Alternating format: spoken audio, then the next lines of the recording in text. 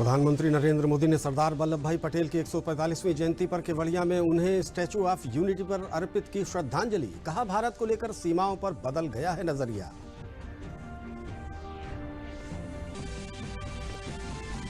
मुख्यमंत्री योगी आदित्यनाथ ने देवरिया में भाजपा प्रत्याशी के पक्ष में चुनावी जनसभा को संबोधित करते हुए कहा, भाजपा की सरकार में बनी विभिन्न योजनाओं का आम आदमी तक पहुंच रहा है लाभ। प्रदेश में पिछले 24 घंटों में टेस्टिंग से 1822 नए मामले आए सामने। एक्टिव मामलों की संख्या घटकर 23,678 हो गई।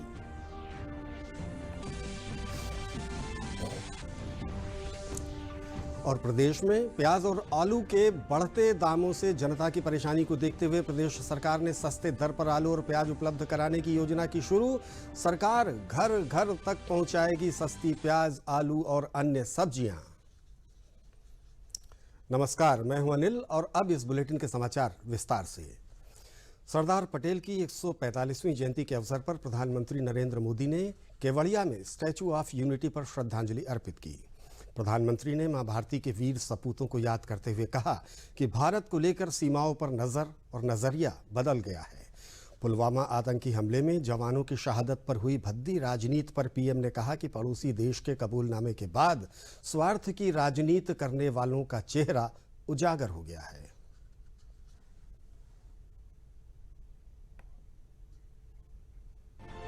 सीमाओं पर भी भारत की नजर और नजरिया अब बदल गए। ये नए भारत का आत्मविश्वास है, हर चुनौती से टकरा जाने का संकल्प है। ये उस दृढ़ इच्छा शक्ति की बानगी है जिसके साहस और शौर्य के आगे दुश्मन भी घुटने टेक दे। और इस न्यू इंडिया के प्रेरणा स्रोत हैं राष्ट्रीय एकता और अखंडता के अग्रदूत लौह पुरुष सरदार वल्लभ भाई पटेल। सरदार पटेल की 145वीं जयंती पर दुनिया की उनकी सबसे ऊंची प्रतिमा के नीचे प्रधानमंत्री नरेंद्र मोदी ने सरदार के सपनों का भारत बनाने का संकल्प लेते हुए मां भारती के वीर सपूतों को याद किया। पीएम मोदी ने पुलवामा हमले का जिक्र करते हुए कहा कि देश मुसीबत की उस घड़ी को कैसे भूल सकता है जब आतंक के दरिंदों ने इतना बड़ा घाव दिया था, लेकिन कुछ स्वार्थ और अहंकार की भद्दी राजनीति कर रहे थे। पिछले दिनों पड़ोसी देश से जो खबरें आई है, जिस प्रकार वहां की संसद में सत्य स्वीकारा गया है, उसने इन लोगों के असली चेहरों को देश के सामने ला दिया है। अपने निहित स्वार्थ के लिए, राजनीतिक स्वार्थ के लिए ये लोग किस हद तक जा सकते हैं। प्रधानमंत्री ने कहा कि कोई आत्मनिर्भर देश ही अपनी प्रगति के साथ साथ अपनी सुरक्षा के लिए भी आश्वस्त रह सकता है। इसलिए आज देश रक्षा के क्षेत्र में भी आत्मनिर्भर बनने की ओर बढ़ रहा है। आज का भारत सीमाओं पर सैकड़ों किलोमीटर लंबी सड़कें बना रहा है। अपनी संप्रभुता और सम्मान की रक्षा के लिए आज का भारत पूरी तरह सज्ज है, प्रतिबद्ध है, कटिबद्ध है।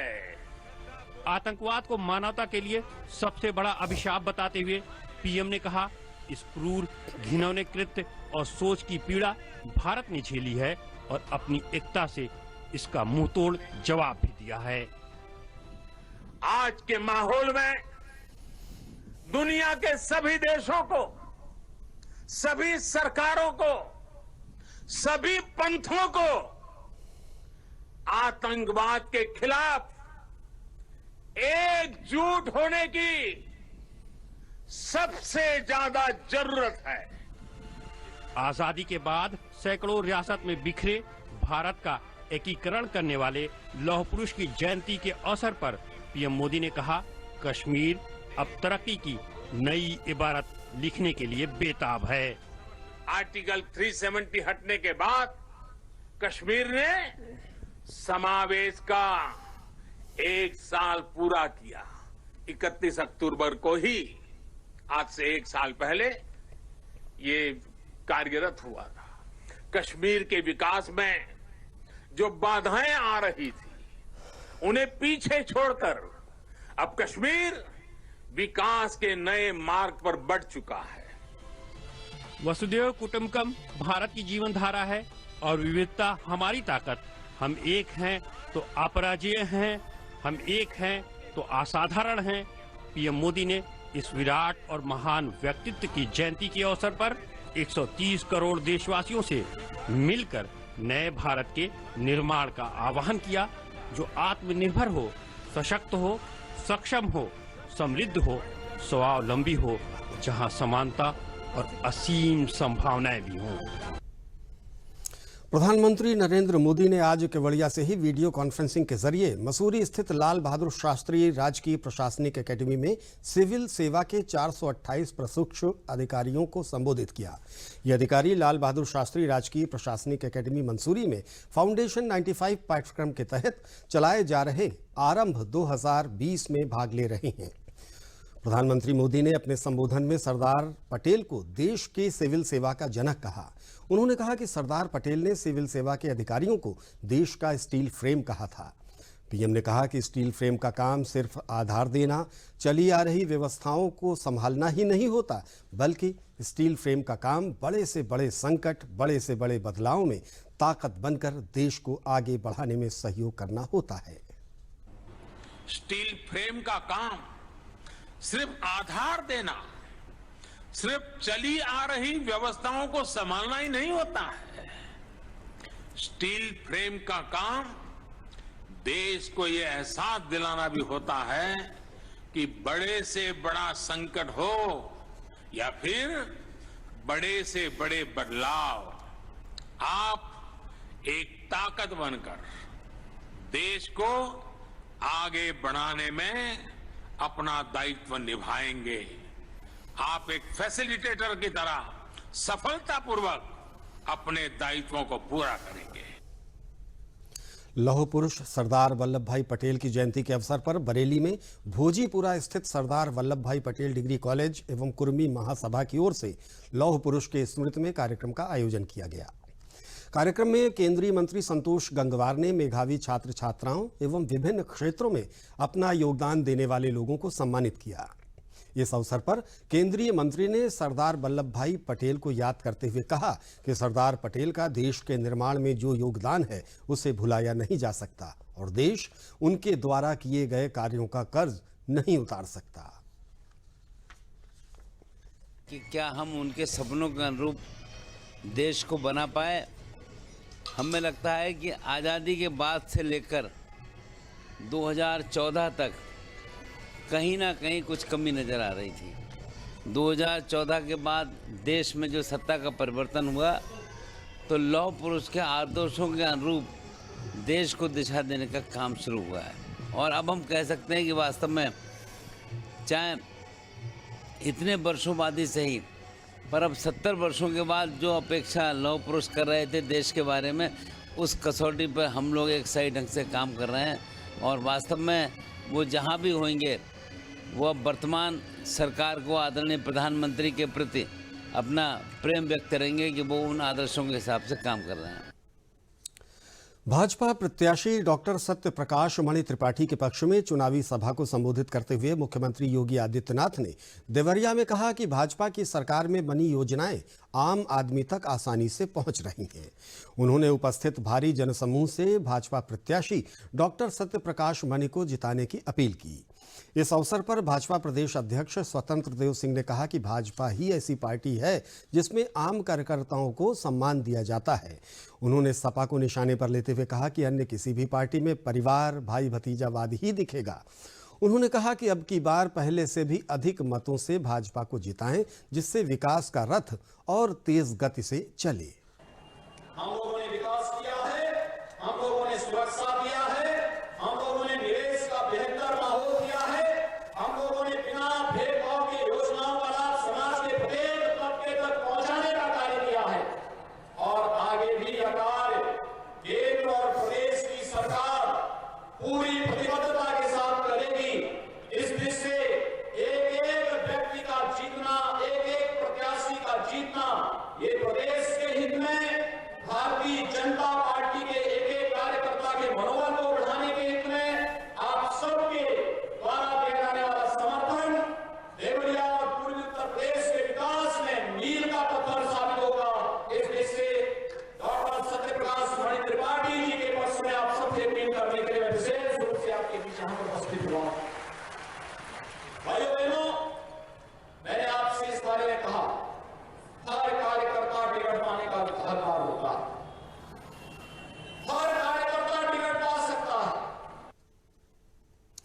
अमरोहा जिले में नौगांवा सादात विधानसभा उपचुनाव में पार्टी प्रत्याशी संगीता चौहान के पक्ष में भाजपा नेता व केंद्रीय मंत्री संजीव बालियान ने आज चुनावी जनसभा को संबोधित किया।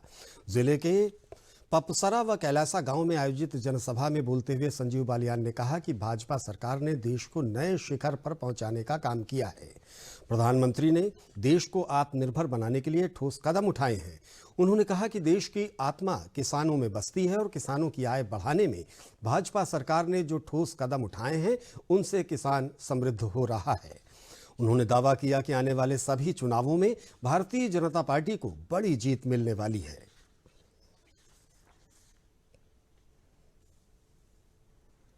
किसान ने काम किया खेत में। अगर किसान काम न करता तो जो मोदी जी ने फ्री में गेहूं, चावल, दाल सब गरीबों को देने का काम किया, सबने घर में बैठ के खाया, काम किसान ने किया। किसान ना पैदा करता तो कहां से हर घर में जाता। ठीक है, देने वाले मोदी जी हैं, लेकिन पैदा करने वाले आप लोग हैं। एक बात और हुई, मोदी जी ने भी काम किया किसान के साथ साथ इस कोरोना काल में। आत्मनिर्भर भारत, आत्मनिर्भर गांव, आज तो ये बात है। कानपुर नगर की घाटमपुर विधानसभा सीट उपचुनाव में बीजेपी उम्मीदवार उपेंद्र पासवान के समर्थन में जनसभा को संबोधित करने पहुंचे उप मुख्यमंत्री केशव प्रसाद मौर्य ने लोगों से विकास कार्यों के लिए बीजेपी प्रत्याशी उपेंद्र पासवान को भारी मतों से विजयी बनाने की अपील की। उप मुख्यमंत्री ने कहा कि केंद्र और प्रदेश सरकार द्वारा किए जा रहे विकास कार्यों की गति रुकने वाली नहीं है। उन्होंने कहा कि घाटमपुर विधानसभा सहित उत्तर प्रदेश की 7 सीटों पर कमल बड़े स्तर से खिलने जा रहा है और बीजेपी उपचुनाव बड़े स्तर पर जीत रही है। भारतीय जनता पार्टी का कमल बड़े अंतर से खिलने जा रहा है और घाटमपुर सहित उत्तर प्रदेश के 7 उपचुनाव भारतीय जनता पार्टी बड़े अंतर से जीत रही है। विरोधी अफवाह के आधार पर, जातिवाद के आधार पर गुमराह करके सोचते हैं कि उनको कुछ वोट मिल जाएगा, लेकिन जो निराशा उन्हें 14 और 17 और 19 में मिली है, वैसी घोर निराशा उपचुनाव में भी मिली। अपर मुख्य सचिव सूचना नवनीत सहगल ने लखनऊ में बताया कि टेस्टिंग से 1822 नए मामले सामने आए हैं, जो कि कल से लगभग 600 कम हैं। प्रदेश में कोरोना एक्टिव केसेस की संख्या अब 23,678 हो गई है। इस दौरान अब तक डिस्चार्ज हुए लोगों की संख्या 4,51,070 है। अब तक कोरोना के कुल 4,81,863 मामले आ चुके हैं। प्रदेश में कल 1,45,921 सैंपल की टेस्टिंग हुई है। ई संजीवनी पोर्टल से कल लगभग 2,167 लोगों ने परामर्श लिया। ई संजीवनी ऐसा पोर्टल है जिससे मरीज घर बैठे बीमारी के उपचार के बारे में जानकारी प्राप्त कर सकते हैं। आज जो टेस्टिंग से 1,822 नए मामले आए हैं, जो कि कल से लगभग 600 कम है। और इस प्रकार अब प्रदेश में कोरोना से एक्टिव केसेस की संख्या 23,678 हो गई है। इस दौरान अब तक डिस्चार्जेस की संख्या 4,51,070 है। कल 2,426 मरीज जो हैं लोगों को डिस्चार्ज किया गया। कुल इसका मिलाकर लगभग 4,81,863 मामले अब तक कोरोना के आ चुके हैं। तो इस प्रकार जो कुल एक्टिव मामले अभी प्रदेश में हैं वो 23,678 हैं। ई संजीवनी पोर्टल से कल लगभग 2,167 लोगों ने कंसल्टेशन किया। इस प्रकार 1,76,000 लोग अभी तक ई संजीवनी से कंसल्टेंसी कर चुके हैं, सलाह ले चुके हैं। ई संजीवनी ऐसा पोर्टल है जिसके माध्यम से घर बैठे हुए आप अपनी बीमारी के बारे में सहायता ले सकते हैं, गाइडेंस ले सकते हैं। गोरखपुर में कोविड-19 के बढ़ते प्रभाव को कम करने के लिए सूचना प्रसारण मंत्रालय भारत सरकार द्वारा जागरूकता फैलाने के उद्देश्य से अभियान चलाया जा रहा है। इसी कड़ी में क्षेत्रीय लोक संपर्क ब्यूरो गोरखपुर इकाई द्वारा गोरखपुर एयरपोर्ट पर जागरूकता अभियान कार्यक्रम का आयोजन किया गया, जिसमें एयरपोर्ट के डायरेक्टर अनिल द्विवेदी ने जागरूकता रथ को हरी झंडी दिखाकर रवाना किया।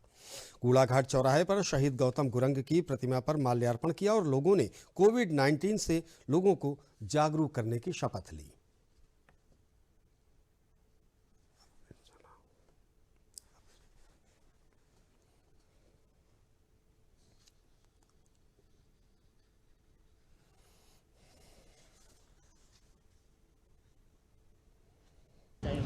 और जनता से मेरी अपील है कि जो माननीय प्रधानमंत्री जी ने जो संदेश दिया है कि सभी लोग सोशल डिस्टेंसिंग मेंटेन रखें, अपने हाथों को धुलें और भीड़ में इकट्ठा ना हो और इसी का पालन करें, जिससे कि जो है एक जिसको कोरोना को फैलाव जो हो रहा है उसमें रोकने में सहायता मिलेगी।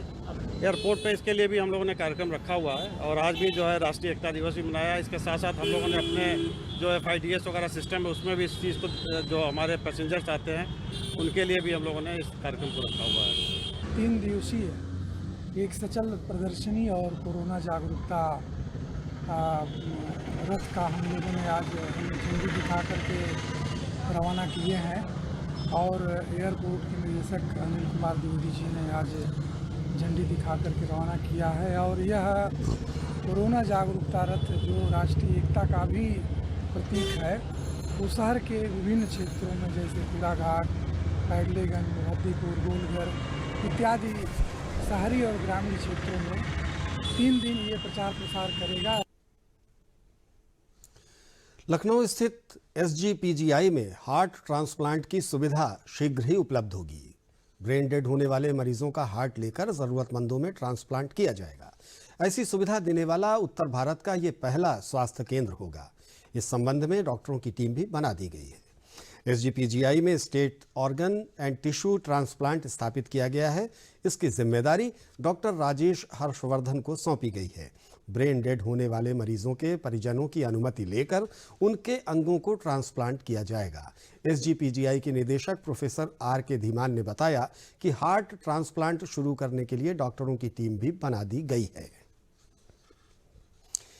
इससे पहले कि अगला बुलेटिन लेते हैं एक छोटा सा विराम। घरियों भर की देरी बच्चन पर पड़ जाला भारी, कि तो जान पे बनी आवे कि तो जिंदगी भर लाचारी। झोला छाप और झाड़ फूक के चक्कर में ना पड़िया, अस्पताल लइहा बच्चन के एमे देर न करिहा भैया, एमे देर न करिहा। हाँ, बुखार में देरी पड़ी है भारी, फौरन शुरू हो उपचार, तो काहे होखे दिमागी बुखार।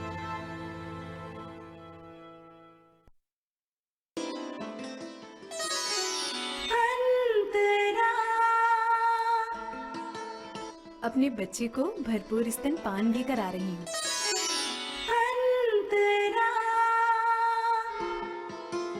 सुखमय जीवन के लिए त्रैमासिक गर्भ निरोधक इंजेक्शन अंतरा अपनाएं। परिवार नियोजन में अपनी जिम्मेदारी निभाएं। अधिक जानकारी के लिए अपने निकट की आशा से संपर्क करें। NHM और सिप्सा द्वारा जनहित में जारी। एक एक पल की देरी बच्चे पर पड़ती है भारी, या तो जान पे बन आए या जीवन भर लाचारी। झोला छाप और झाड़ फूक के चक्कर में नहीं पड़ना, अस्पताल लाना बच्चे को, इसमें देर न करना भैया, इसमें देर न करना। हाँ, बुखार में देरी पड़ेगी भारी, फौरन शुरू हो उपचार, तो क्यों होगा दिमागी बुखार।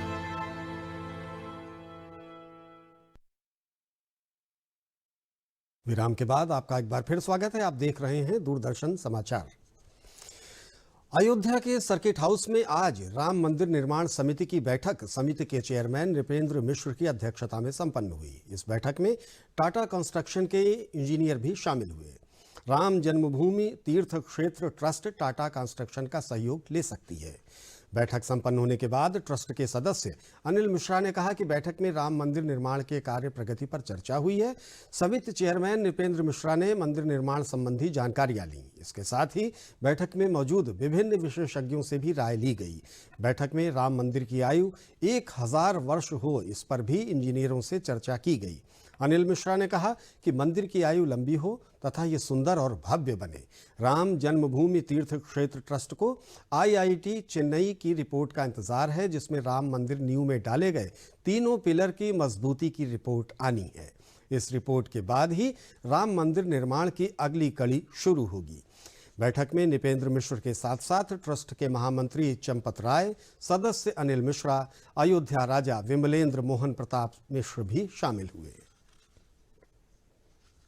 मीटिंग में लोगों से चर्चा हो रही है डिफरेंट छोटे छोटे पहलुओं पर, कैसे मंदिर की आयु 1000 वर्ष और उससे अधिक जैसी कि देश की जनता की अपेक्षा है उसके अनुसार हो, इसलिए उन विषयों पर चर्चा करना, उसके लिए सावधानियां क्या हो, कैसे उसको बहुत लंबी आयु का बने, सुंदर बने, इस विषय पर चर्चा करना ये सामान्य प्रक्रिया है।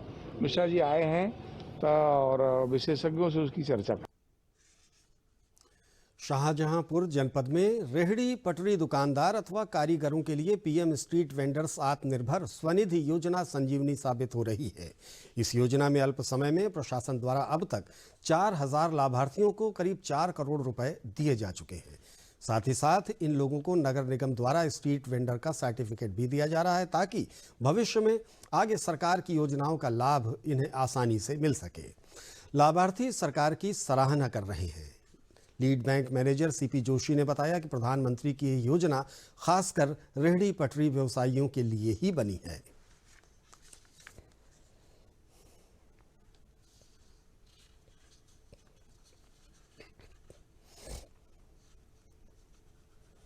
जब से अभी लॉकडाउन में थोड़ी सी दिक्कत हो गई थी, दुकान जरा हल्की हो गई थी, काफ़ी दिन बंद भी रही, 15 कम से कम 3-4 महीने, उसमें बहुत दिक्कतें आई। तो फिर मोदी जी ने 10,000 रुपये दिए, तो हल्के हल्के वक्त थोड़ा बहुत सामान हमने बढ़ाना शुरू किया, इसलिए ज़रा काम सही, इसलिए मोदी जी को हम धन्यवाद देते हैं बहुत बहुत।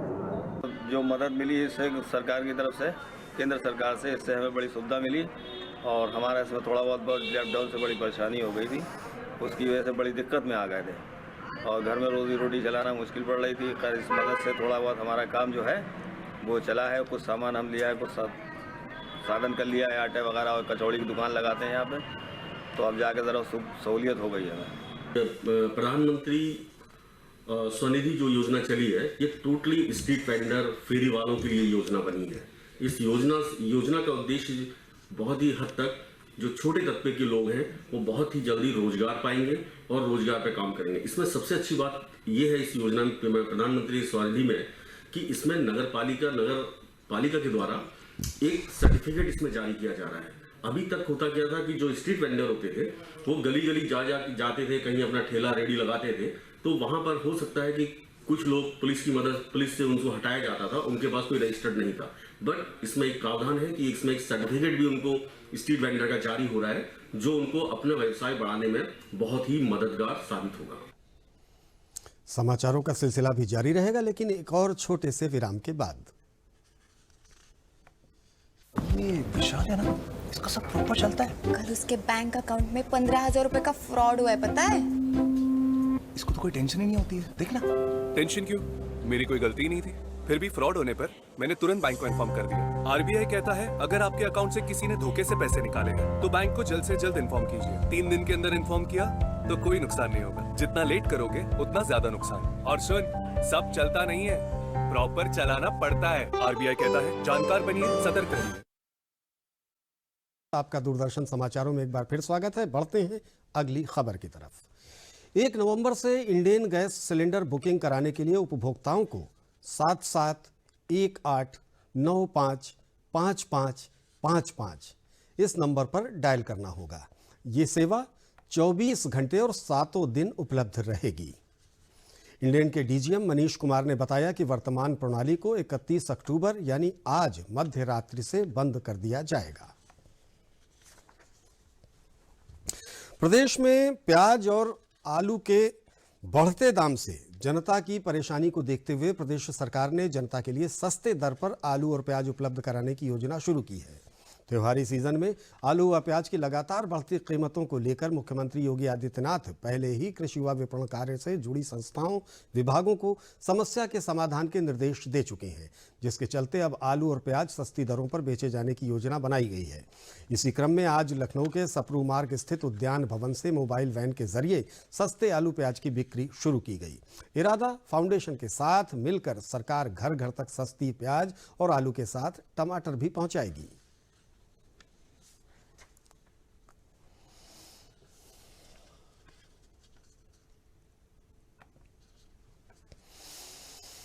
देखिए, जैसे कि बाजार दरें ज़्यादा ऊंची चल रही हैं इस समय आलू और प्याज की, उसको दृष्टिगत रखते हुए उपभोक्ता को उचित मूल्य पर सामान प्याज और आलू उपलब्ध कराना और किसान को भी उसकी उपज का उत्पादन का अच्छा मूल्य दिलाना, ये होपेड का उद्देश्य है। और इसी के दृष्टिगत रखते हुए हमने किसानों से सीधे क्रय करके और उपभोक्ता तक बिचौलियों को ख़त्म करते हुए एक तरह से ये शुरुआत की है और इस शुरुआत को हम लगातार जारी रखेंगे। हमारे सहयोगी इरादा FPO और एक हमारी औद्यानिक उत्पादक सहकारी समिति है जो सामऊ माल में है, उससे आलू और प्याज की व्यवस्था इनसे करके और इस कार्यक्रम को चलाया है। पहले आज पायलट रूप पे पहली गाड़ी चला रहे हैं और जैसे जैसे मांग बढ़ेगी हम ज़्यादा करते जाएंगे। 2-3 जगह हम चाहते हैं कि हमारे परमानेंट स्टॉल बन जाए। आलू, प्याज, टमाटर, इन 3 मुख्य फसलों का हमने सोचा है कि ये आगे लगातार बनी रहे और कम से कम बिचौलियों को रखते हुए सीधे किसान से क्रय कर बिक्री का कार्यक्रम रखा गया है और यही होपेड का उद्देश्य है। फतेहपुर की सांसद व केंद्रीय राज्य मंत्री साध्वी निरंजन ज्योति ने जनपद फतेहपुर के श्री बांके बिहारी मंदिर में वाल्मीकि जयंती हर्षोल्लास के साथ मनाई। इस अवसर पर साध्वी निरंजन ज्योति ने कहा कि वाल्मीकि जी के व्यक्तित्व से हमें सीखने की जरूरत है। वाल्मीकि जी ने समाज में एकता, समरसता, भाईचारे का संदेश देने का कार्य किया है। वहीं आम जनता भी इन कार्यक्रमों के आयोजन से खुश है, जिससे देश की संस्कृति का प्रचार प्रसार युवाओं में होगा, जिससे वो अपनी संस्कृति के प्रति जागरूक हो सकेंगे।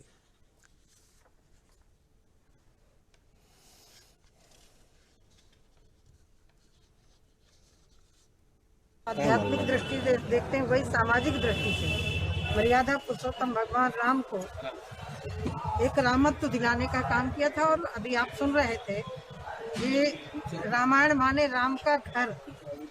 वाल्मीकि महाराज जी ने रामचरितमानस तो गोस्वामी जी ने लिखा, वही वाल्मीकि जी महाराज गोस्वामी जी का अवतार लेकर के फिर हिंदी में रूपांतरण किया। वाल्मीकि जी महाराज जी के जीवन से हमें बहुत कुछ मिलता है कि हम शास्त्र में कहते हैं ये तो अभ्युदय निश्रेय सिद्धि, यहाँ भी सिद्धि प्राप्त करें और मरने के बाद भी हमें उस परलोक प्राप्त हो।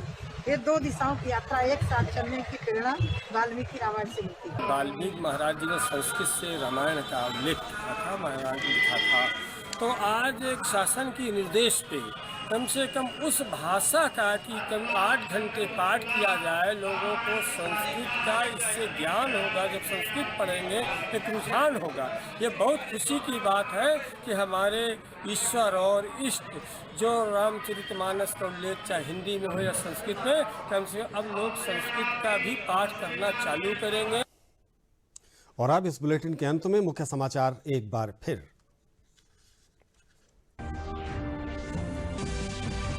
प्रधानमंत्री नरेंद्र मोदी ने सरदार वल्लभ भाई पटेल की 145वीं जयंती पर केवड़िया में उन्हें स्टैच्यू ऑफ यूनिटी पर अर्पित की श्रद्धांजलि। कहा, भारत को लेकर सीमाओं पर बदल गया है नजरिया।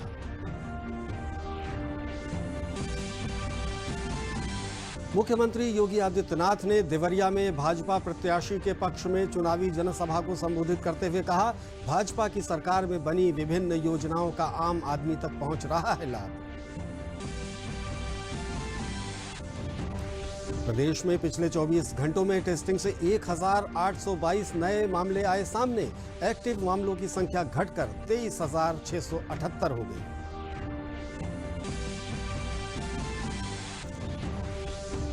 और प्रदेश में प्याज और आलू के बढ़ते दामों से जनता की परेशानी को देखते हुए प्रदेश सरकार ने सस्ते दर पर आलू और प्याज उपलब्ध कराने की योजना की शुरू। सरकार घर घर तक पहुंचाएगी सस्ती प्याज, आलू और अन्य सब्जियां।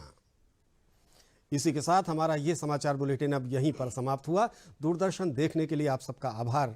नमस्कार।